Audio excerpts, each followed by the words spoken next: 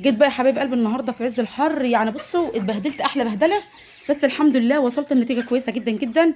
لو عايزين تعرفوا انا عملت ازاي ونقلت ايه وايه اللي عملته لحد ما وصلت التورد لحد هنا، ادخلوا معايا الفيديو والله العظيم. يعني بصوا، بالله عليكم شوفوا الفيديو للنهايه. ومحتاجه منكم ان انتوا تقفوا جنبي وتدعموني وتكبروا القناه بتاعتي، لان فعلا انا الفتره ديت مأذيه جدا جدا. الحمد لله قدر الله وما شاء فعل. ربنا يبارك يا رب للجميع ويرزق الجميع الخير يا رب، اللهم امين. انا جيت الساعه 3 لحد الساعه 5 وربع حاليا دلوقتي، وانا شغاله لحد ما وصلت التورد لحد هنا. ونقلت الفراخ اللي كانت هنا وديتها فين وعملت ايه وسويت ايه. انا جبت الفراخ اللي برقبان اللي كانت في العشه اللي بره، جبتهم هنا مع الرومي. ونقلت الفراخ البزراميط اللي كانت موجوده هنا، نقلتها مكان الفراخ اللي برقبان. فادخلوا معايا الفيديو وانتوا هتعرفوا انا عملت ايه في الفيديو كله. فربنا ييسر الامور للجميع يا رب ان شاء الله، ويبارك ليا ولكم الامه محمد اجمعين. السلام عليكم ورحمه الله وبركاته. ازيكم حبايب قلبي، عاملين ايه؟ يا رب تكونوا بخير وفي احسن حال. جالكم فيديو جديد النهارده، يا رب الفيديو ينال اعجابكم. بالله عليكم حبايب قلبي اللي مشتركش في القناه يشترك ويفعل زر الجرس على الكل عشان يوصلكم كل جديد من قناتي قناه ام ليلى.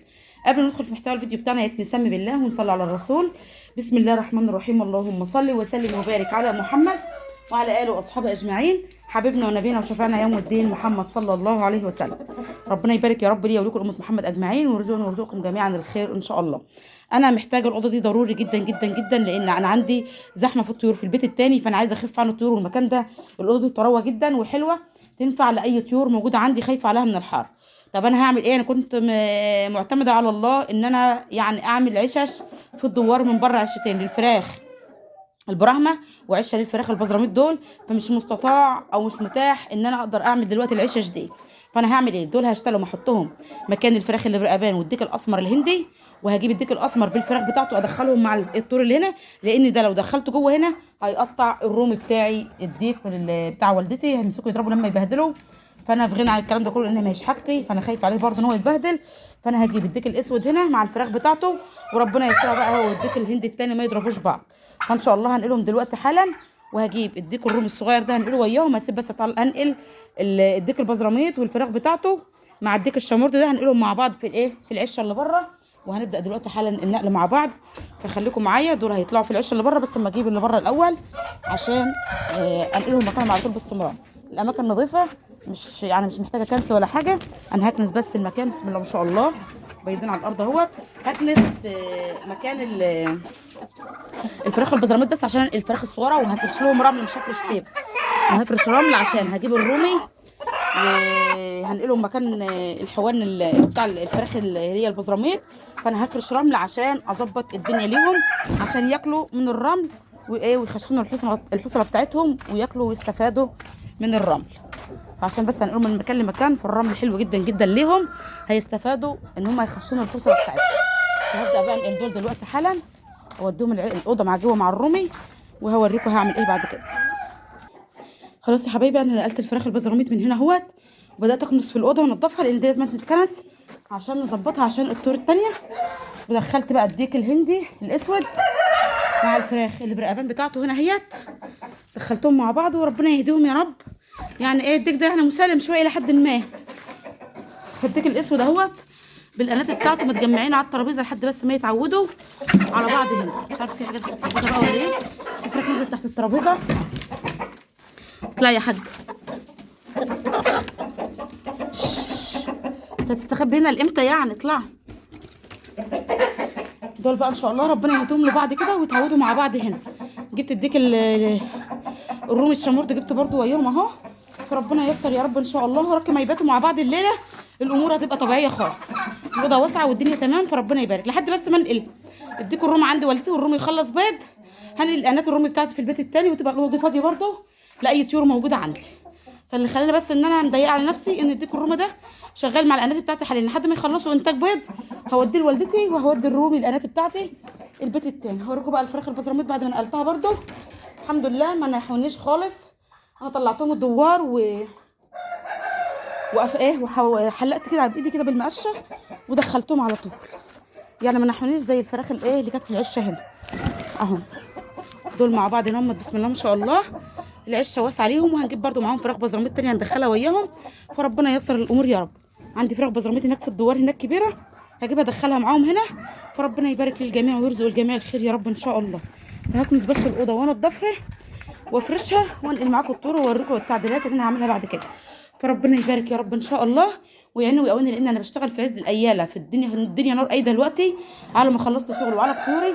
فالمكان انا حاسه ان الطور ماسكه ببعضها، فالمكان حر يعني الدنيا حر دلوقتي. ربنا يستر.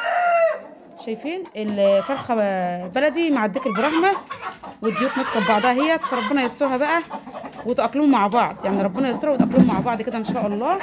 هم لو ملقولين بالليل الامور هتبقى طبيعيه، بس المشكله ان الديوك الهندي شرسه جدا جدا في حق بعضها.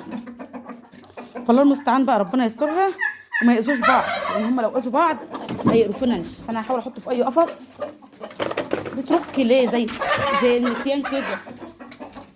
انزل بقى هنا كده. ربنا يهديهم يا رب، ربنا يهديهم ويعدي اليوم ده على خير وما يحصلش فيه اي خسائر فيهم، لان فعلا انا ما عنديش مكان انقل فيه الديك الهند ده، ولو وديته البيت التاني هيمسكوا ويديكوا الروم التانيه ببعض وهيبهدلوا الدنيا. فالله المستعان بقى. هو عشان ليه فرخه معاه هنا فمضطرين ان انا اسيبه.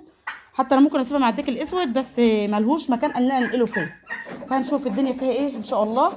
لو الامور ظبطت والدنيا تمام وعرفت اجيب الديك الهندي والفرخه بتاعته هنا مع الفراخ الشامور ده هنا هجيبه. ما عرفتش فالله المستعان بقى ربنا يسترها معانا. هحاول بس كده اشوف الدنيا فيها ايه بعد ما اخلص الروتين بتاعي كده. خلاص يا حبايب قلبي، زي ما انتم شايفين حضراتكم كنست المكان ونضفته وفرشت الارضيه كلها رمل زي ما انتم شايفين كده. كده الارضيه كلها بقت رمل تماما اهي، ما عادش فيها اي مشكله خالص. وجيت بقى هنا خلاص اهوت جبت شطه وكركم عشان احط لهم شطه وكركم في الميه عشان منقولين من مكان لمكان. وهجمع كذا نوع طيور كده مع بعض، يعني ما كانوش مع بعض في مكان واحد هناك، كل حاجه متفرقه في مكان وهجمعهم دلوقتي مع بعض في مكان واحد هنا. فلازم اظبط الدنيا ليهم على قد ما اقدر. زي ما انتم شايفين ده الشطه بالكركم حاطه لهم. والباب كان محتاج ترميم، يعني كنت حاطه الشكاره ديت على الباب من تحت. الباب كان فيه حته متكسره اهيت، فانا جيت دلوقتي عملت لها حته فايبر بحيث ان المكان يبقى مقفول من تحت، الفراخ ما تعرفش تطلع بره الاوضه خالص. فالمكان بقى نضيف اهو. احط التليفون بتاعي شويه على الشحن لحد بس ما ارحل الطيور انقلها من هناك لهنا، لانهم هياخدوا معايا وقت. اللي عدى رغم ان انا اتبهدلت في عمايله بس مش هيبقى اصعب من اللي هيتعمل لسه، لان نقل الطيور من البيت التاني للبيت ده صعب جدا جدا وبهدله. والجو دلوقتي الساعه 3 الجو نار قايده، فانا مفيش وقت عندي فاضي غير الوقت ده. فانا هبدا دلوقتي حالا انقل في الطيور، وبعد ما اخلص خالص هوريكم الطيور بعد ما نقلتها، هوريكم انا نقلت ايه وجبته هنا. طب انت فرشت رمل ليه يا ام ليلى؟ فرشت الرمل ده يا حبايب قلبي عشان هينضف الحصره بتاعه الطيور بتاعتي من اي ميكروب فيها، هينضف امعائهم تماما، بيخشن حصنه الطير، ما بيخليش اي بكتيريا توصله، هياكلوا من الرمل اللي موجود في الارضيه. وفي نفس الوقت ما هدرتش التبن اللي موجود عندي، سبته للطيور الصغيره، والرمل مفيد جدا جدا للطيور. فيلا بينا بقى احط التليفون دلوقتي على الشحن على ما ارحل الطيور وهرجع لكم تاني. خلاص يا حبايب قلبي زي ما انتم شايفين حضراتكم نقلت الطيور كلها زي ما انتم شايفين، بسم الله ما شاء الله. نقلت الرومي والبط والفراخ البراهمه والجمازه والبلغاري والبزرامات اللي كان موجود مع الرومي والسمان، كل ده انا جبته. كان في 14 فرخ في الدوار، منهم 5 كبار حطيتهم مع الفراخ البزراميط اللي هي الكبيره، وجبت التسعه التانيين موجودين معانا هنا اهو. وده الشطه والكركم في الميه، ومجبتش العلف اللي كانوا قدام منهم مش عارفاهم دلوقتي خالص تماما عشان الجو حر. انا حاسه ان انا هيجيلي حاجه في دماغي من حراره الجو. فعلا انا اتبهدلت احلى بهدله. هوريكم ال5 فراخ لسه ما خلصتش اصلا، لسه معايا شغل في البيت التاني. في طيور تانية هتتنقل، الرومي الصغير اللي هو عمره 35 يوم، وبقيه الفراخ البزراميط اللي مع السمان. ادخلي هنا هم ماسكين الديل بيضرب فيهم اهو. ديت من ضمن ال5 المنقولين، فيهم هندي وفيهم بزراميط، هم هياخدوا على بعض يعني هيتاكلوا على بعض شويه بشويه. فربنا ييسر يا رب الامور للجميع ان شاء الله. هم من نفس النوعيه بتاعته، هم فيهم واحده بس او 2 بس اللي هندي والباقي كله بزراميط. فربنا يبارك. فانا قلت اجيبهم مع بعض، هم شمورد كده يتعودوا على بعض، بس الديك اللي بيعمل مشاكل، بس ان شاء الله يتعودوا على بعض.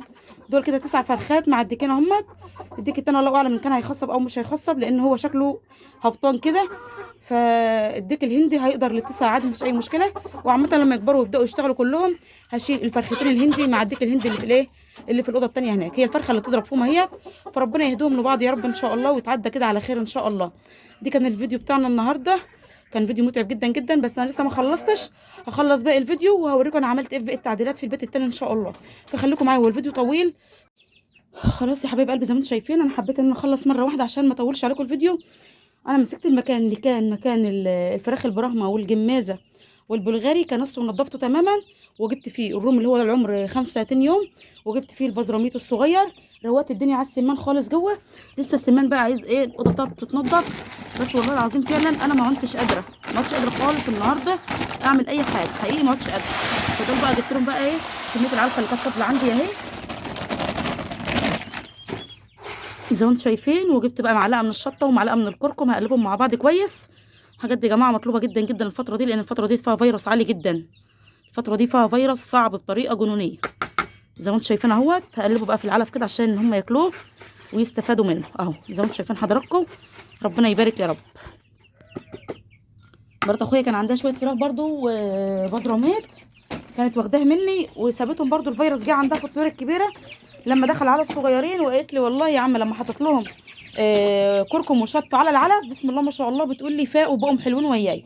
لان في ناس كتير يا جماعه مش مصدقه ان الشطه والكركم بيجيب نتيجه كويسه جدا جدا مع الطيور. جبت الروم الصغير هنا اهوت اللي هو ده عمر 35 يوم داخل على 40 يوم، فجبته في المكان هنا. المكان هنا فراوه، ما رضيتش اوديه البيت التاني مع الروم الكبير عشان ما يبهدلوش بعض. وحطيت معاهم شويه الفراخ البزراميط اللي هم الصغيرين نقلتهم وياهم هنا اهو برضه. كل بقى الدنيا راقت عند السمان هنشوفها مع بعض دلوقتي، لان البط كان بيضرب السمان وكان بيعوره هو والروم الكبير كانوا بيعوروه، ولقيتهم مموتين لي سمان. يعني انا لقيتهم مموتين لي سمانه وانا بنقل فيهم اهي. شايفين عاملين فيها ايه ضربنا في المؤخره بتاعتها من ورا لحد ما موتوه. فانا بقى الحمد لله روقت المكان هنا كده بسم الله ما شاء الله. المكان بقى على قد السمانه اهوت، مفيش معاهم بس الحمامتين والحمامه والدكر بتوعها بيرقدوا، والدنيا تمام ما عادش في اي حاجه. والمكان حلو وجميل لهم 10 على 10. اللي في الارضيه ديت اغلبيته رمل، يعني المكان نظيف مش وسخ، ما بقى له فتره بسيطه يعني اللي انا حاطه فيه الرمل ده. والدنيا بقت حلوه ليهم جدا.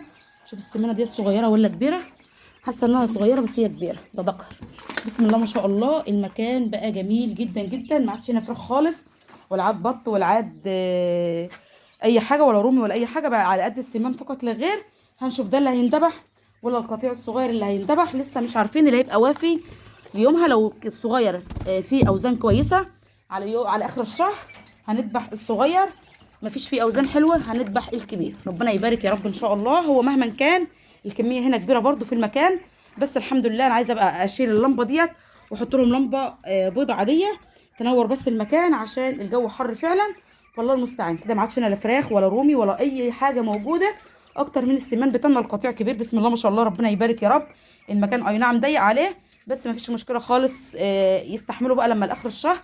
بس دي المكان مش هيخلوهم ان هم يكبروا معانا.